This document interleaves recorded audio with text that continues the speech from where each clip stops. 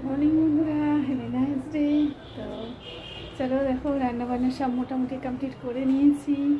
ওদিকে তোমার করেছি আজকে বেগুন দিয়ে মাছ দিয়েছো। তো আমরা খাবো না, কারণ আমাদের এনার্জির প্রবলেম বলে আমি আমার হাজব্যান্ড তো বেগুন খাই না। তো চলো, ওরা সবাই খাবে, দোকানের লোকটা আছে, ওরা খাবে। তো চলো তোমাদের সাথে দেখো, মাছই দেখো। তো চলো তোমাদের সঙ্গে শেয়ার করবো কী রান্না করেছি। করেছি একটু আলুর তরকারি করেছি, এরা খেয়ে, আর ডিম সিদ্ধ খেয়ে তোমার স্কুল যাবে, ওদের পরীক্ষা রয়েছে।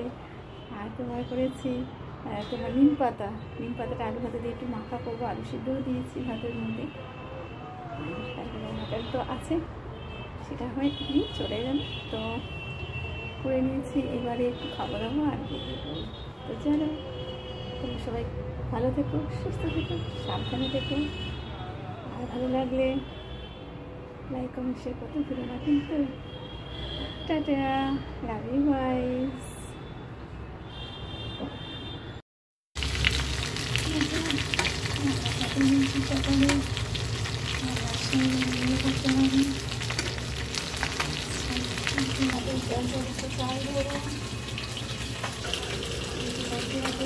মাটন করেছিলাম, সেটাই হয়ে গেছে। মাছের পর আলু মাছ আর ভাত করে নিয়ে ডিম আলু সিদ্ধ দিয়ে সেটাই করে চলো শুরু করি। ফোড়ন ভেজে নিয়েছি,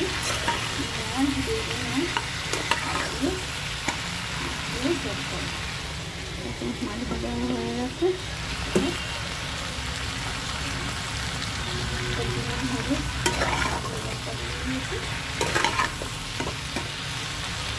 দেখো, কালকে যে নিম পাতা তুলেছিলাম সেটা দেখো গুঁড়ো করেছি, ভেজে আর গুঁড়ো করেছি।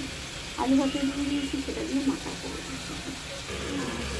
মটন করেছিলাম, মটন দেখো রয়ে গেছে, সেটা দিয়ে চালিয়ে দেবো। আর নিম পাতা মাখা করবো, আর আলু তরকারি খাইবে, সেটা একটু করে দেবো। আর ভাত বসিয়ে দিয়েছি, ডিম আলু সিদ্ধও দিয়েছি।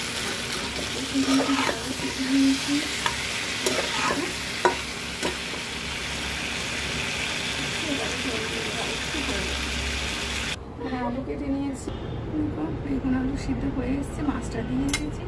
তো আর একটু হবে মাখা মাখা করেই আমি একটু কাঁচা লঙ্কা ছেলা করে দিয়ে দিয়েছিলাম।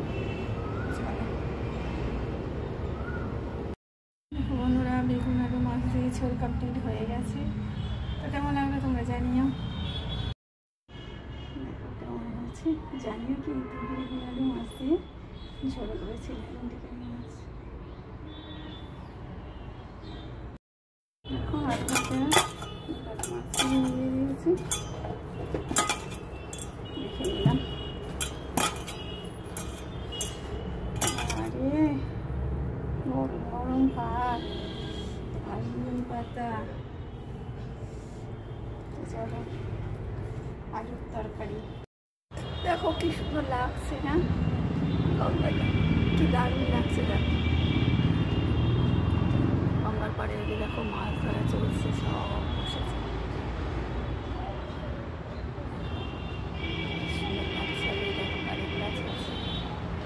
তো চলো